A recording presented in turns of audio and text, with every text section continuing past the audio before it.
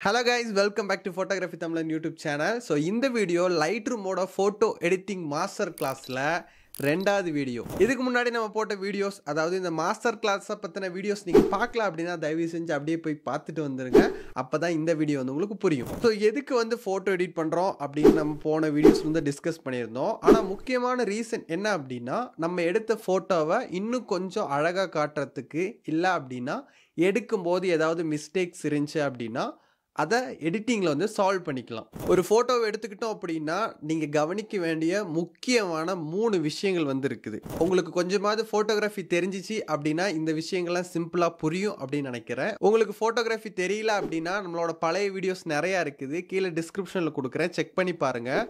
Phone இருந்தாலே நீங்கள் வந்து ஃபோட்டோகிராஃபி வந்து கற்றுக்க முடியும். ஃபோட்டோ எடுக்கும்போது முதல்ல வர பிரச்சனை என்ன அப்படின்னு பார்த்தீங்கன்னா, ஒரு ஃபோட்டோ ரொம்ப பிரைட்டாக எடுத்துருவாங்க, இல்லை அப்படின்னா ரொம்ப டார்க்காக எடுத்துருவாங்க. ஒரு ஃபோட்டோ வந்து எப்பவும் கரெக்டான நார்மலான எக்ஸ்போஷரில் வந்து இருக்கணும். அது கொஞ்சம் கூடுதலாகவோ கொஞ்சம் கம்மியாக இருந்தால் பரவாயில்ல. ஆனால் இந்த மாதிரி பளீர்னு வெள்ளையாகவும் கருகும்னு இருட்டாகவும் எடுத்தால் எடிட் பண்ணதுக்கு ரொம்ப கஷ்டம். கேமரா வந்து புதுசாக ஹேண்டில் பண்ணுறவங்களுக்கு இந்த ஒரு பிரச்சனை இருக்குது. எப்படி வந்து இந்த செட்டிங்ஸ் எல்லாம் யூஸ் பண்ணோம் அப்படின்னு தெரியாது. ஸோ அதனால் எடிட்டிங்க்கு வரும்போது நமக்கு இந்த மாதிரி பிரச்சனைகள் வந்து வரும். ரெண்டாவது, ஒயிட் பேலன்ஸ் அட்ஜஸ்ட்மெண்ட். இது என்ன பிரச்சனை அப்படின்னா, சில ஃபோட்டோஸ் வந்து இந்த மாதிரி ப்ளூ கலரில் இருக்கும், இல்லை அப்படின்னா இந்த மாதிரி வந்து ஒரு மாதிரி வார்ம் டோன், ஒரு ஆரஞ்சு கலர்ல வந்து இருக்கும். இதுக்கு என்ன காரணம் அப்படின்னா, அவங்க போட்டோ எடுக்கும்போது ஒயிட் பேலன்ஸ் வந்து அட்ஜஸ்ட் பண்ணாம போட்டோ எடுக்கிறதுனால தான் இந்த ப்ராப்ளம்ஸ் இருக்கு. நீங்க நிறைய இன்ஸ்டாகிராம் ரீல்ஸ் பார்த்துருப்பீங்க, அதுல இந்த மாதிரி ப்ளூ கலர் வந்து ரொம்ப ஓவரா இருக்கும். ஸோ இதுக்கு காரணம் அவங்க வந்து ஒயிட் பேலன்ஸ் வந்து கரெக்டாக அட்ஜஸ்ட் பண்ணல. மூணாவது ப்ராப்ளம் அப்படின்னு சொல்கிறது வந்து சின்ன சின்ன குட்டி குட்டி ப்ராப்ளம்ஸ் எல்லாம் சேர்த்து வர்றதான் மூணாவது ப்ராப்ளம். லைக் வந்து ஃபோட்டோ வந்து ஒரு மாதிரி சரிச்சு எடுத்துட்டாங்க, அது ஒரு ப்ராப்ளம். பேக்ரவுண்ட் வந்து ரொம்ப பிரைட்டாக இருக்குது, ஆனால் ஆப்ஜெக்ட் வந்து கரெக்டான எக்ஸ்போஷரில் இருக்குது. அதுக்கப்புறம் ஷேக் ஆயிடுச்சு. அப்புறம் இந்த மாதிரி ஃபோட்டோவோட எட்ஜில் ஒரு மாதிரி ப்ளூ கலர் வந்திருக்கும். இப்படி நிறைய பிரச்சனைகள் இருக்குது. ஸோ எடிட்டிங்கில் நம்ம முக்கியமாக சால்வ் பண்ண வேண்டிய பெரிய தலைவலியான பிரச்சனை ஒன்று வந்து எக்ஸ்போஷர் அட்ஜஸ்ட்மெண்ட். ரொம்ப பிரைட்டாவோ டார்க்காவோ எடுத்துட்டாங்க அப்படின்னா அதை கரெக்டான லெவல் ஆஃப் எக்ஸ்போஷரில் கொண்டு வரணும்.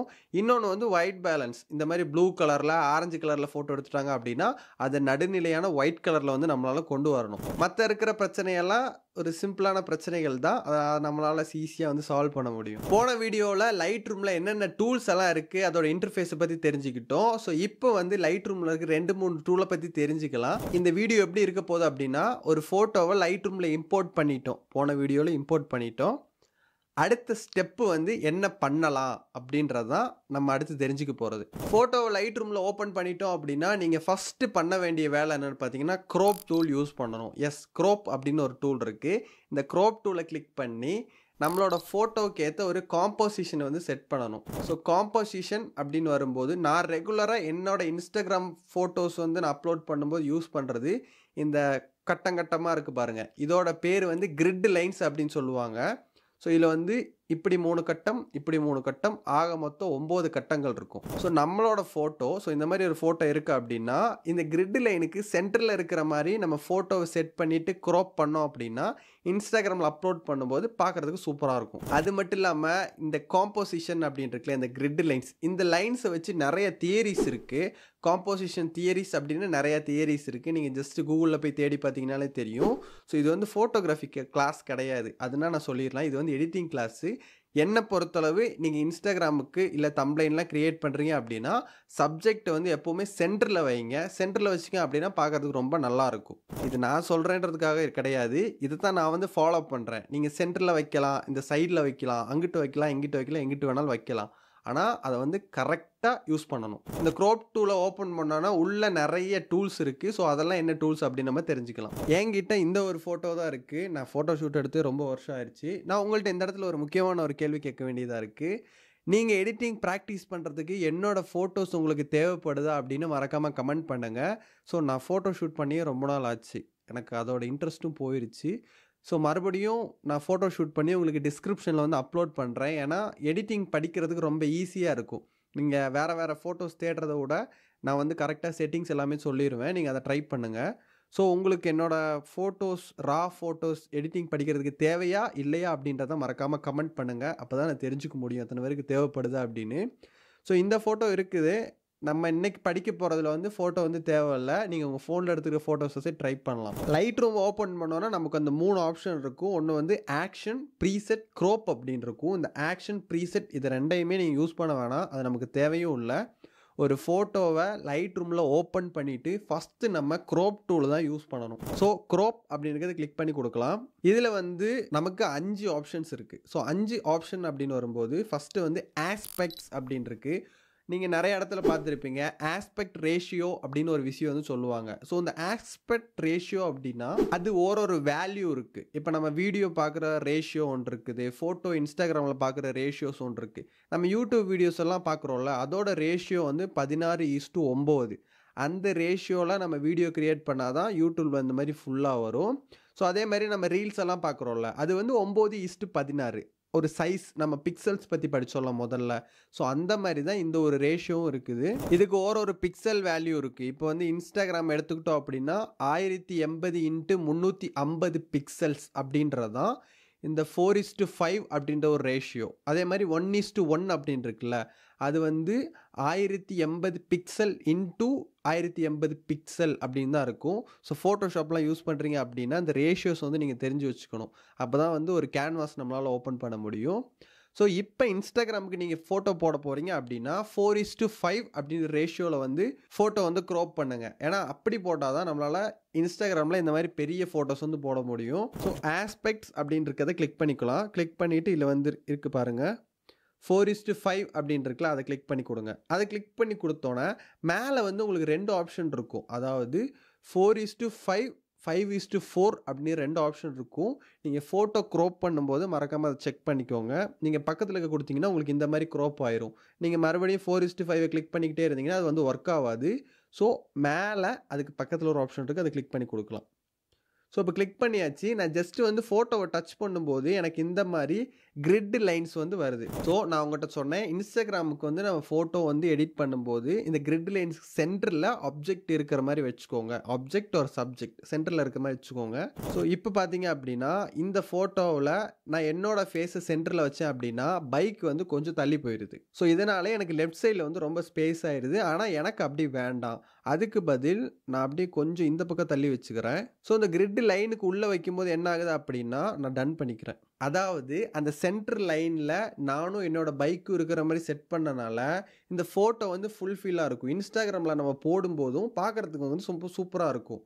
ஆனால் உங்களுக்கு பிடிச்ச மாதிரி நீங்கள் செட் பண்ணிக்கலாம். சைடில் வச்சுக்கலாம், அங்கிட்ட வச்சுக்கலாம். இதுக்கு வந்து நிறைய தியரிஸ் இருக்குது. காம்போசிஷன் தியரிஸ் அப்படின்னு நிறைய தியரிஸ் இருக்குது.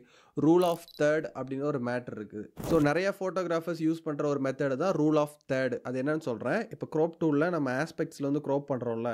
ஸோ இந்த எட்ஜஸ் இருக்குது பாருங்கள். இந்த எட்ஜஸில் சப்ஜெக்ட் இருக்க மாதிரி செட் பண்ணிட்டோம் அப்படின்னா அந்த ஃபோட்டோ வந்து பார்க்குறதுக்கு ரொம்ப நல்லாயிருக்கும் அப்படின்னு சொல்லுவாங்க. ஸோ இந்த மாதிரி செட் பண்ணிட்டோம் அப்படின்னா இந்த ஃபோட்டோஸ் வந்து பார்க்குறதுக்கு நல்லாயிருக்கும் அப்படின்னு சொல்லுவாங்க. அது வந்து ரூல் ஆஃப் தேர்ட் அப்படின்ற ஒரு ஃபார்முலா. தேவைப்படுறவங்க ட்ரை பண்ணுங்கள், தேவைப்படாதவங்க ட்ரை பண்ணாதீங்க. ஸோ ஜஸ்ட் நீங்கள் கூகுளில் போயிட்டு காம்போசிஷன் அப்படின்னு டைப் பண்ணிங்க அப்படின்னா உங்களுக்கு நிறைய டைப் வந்து கிடைக்கும். அதை நீங்கள் வந்து தெரிஞ்சுக்கலாம். ஸோ இப்போ நான் எனக்கு பிடிச்ச மாதிரி சப்ஜெக்ட் வந்து ப்ளேஸ் பண்ணிட்டேன். ஸோ அதுக்கப்புறம் இதில் வந்து நமக்கு ஸ்ட்ரைட்டன் அப்படின்னு ஒரு ஆப்ஷன் இருக்குது. சப்போஸ் நீங்கள் எடுக்கிற ஃபோட்டோ வந்து இப்படி சரிஞ்சு போயிடுச்சு அப்படின்னா அதை அப்படியே நேராக ஆக்கிக்கலாம். ஸோ அதை கிளிக் பண்ணலாம். ஃபோட்டோ சரிஞ்சிருக்கா இல்லை நேராக தான் எடுத்திருக்காங்க. ஸோ அதனால் இது வந்து ஒர்க் அவுட் ஆகலை. மேபி உங்கள் ஃபோட்டோ வந்து இப்படி லைட்டாக சரிஞ்சிருந்துச்சு அப்படின்னா இந்த ஆப்ஷனை யூஸ் பண்ணும்போது உங்கள் ஃபோட்டோ வந்து இப்படி நேராக வந்துடும். ஸோ அதுக்கு பக்கத்தில் இருக்க ரொட்டேட் உங்கள் எல்லாருக்கும் தெரியும். ஃபோட்டோ வந்து இந்த மாதிரி ரொட்டேட் பண்ணுறதுக்கான ஆப்ஷன். அதுக்கப்புறம் ஃப்ளிப் அப்படின்னு இருக்குது. ஃப்ளிப் ஹெச், ஃப்ளிப் வி அப்படின்னு இருக்குது. ஃப்ளிப் ஹெச்னா ஃப்ளிப் ஹாரிசாண்டல் அப்படின்னு அர்த்தம். ஃப்ளிப் ஹாரிசாண்டல்னா உங்களுக்கு தெரியும்ல. ஃப்ளிப் ஹாரிசாண்டல் அப்படின்னா இப்படி இருக்கிற ஃபோட்டோவை இப்படி திருப்புறது. ஸோ ரைட்டில் இருக்கிற ஃபோட்டோவை மிரரில் பார்க்குற மாதிரி ஆப்போசிட் டைரெக்ஷனில் வந்து சேஞ்ச் பண்ணுறது.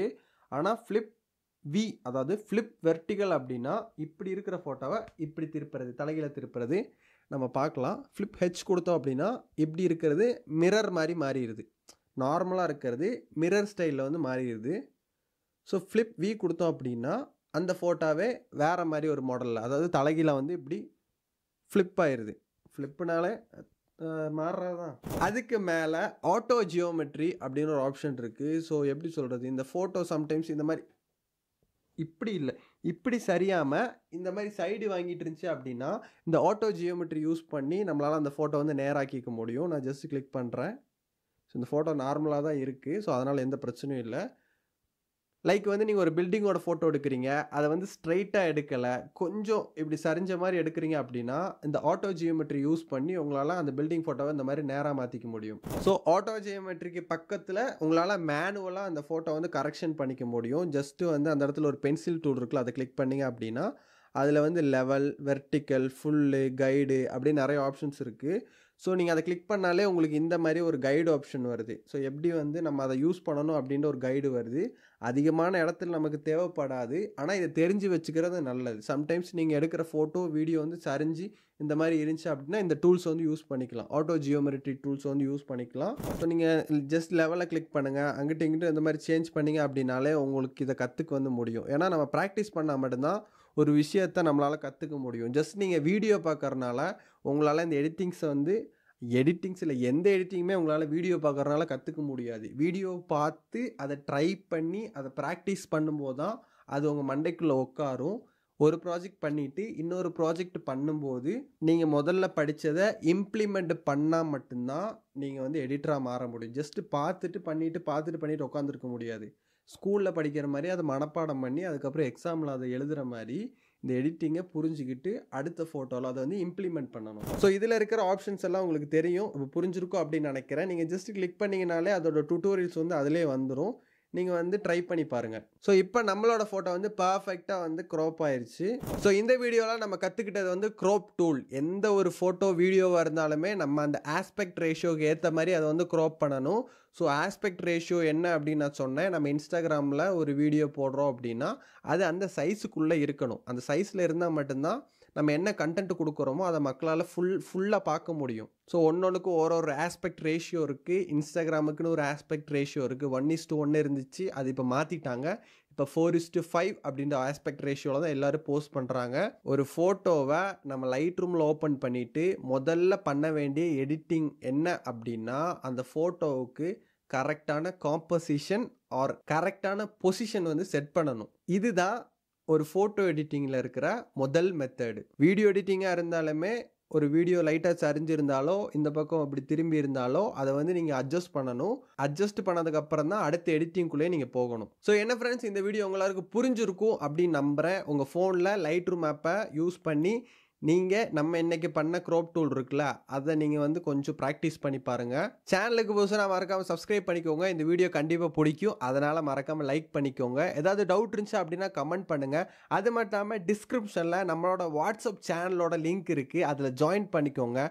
அப்போ தான் நான் வந்து போடுற வீடியோவோட அப்டேட்டை உடனுக்குடனே உங்களால் தெரிஞ்சுக்க முடியும். ஸோ மறக்காமல் வாட்ஸ்அப் சேனலில் ஜாயின் பண்ணிக்கோங்க. ஸோ அடுத்த வீடியோவில் 2வது ஸ்டெப்பான லைட் அட்ஜஸ்ட்மெண்ட்டை பற்றி நம்ம கற்றுக்கலாம். ஸோ அது வரைக்கும் tata bye bye, see you. இந்த வீடியோ உங்கள் ஃப்ரெண்டுக்கு மறக்காமல் ஷேர் பண்ணி விடுங்க. நீங்கள் மட்டும் இல்லை, அவங்களும் எடிட்டர் ஆகணும் அப்படின்னு ஆசைப்படுங்க.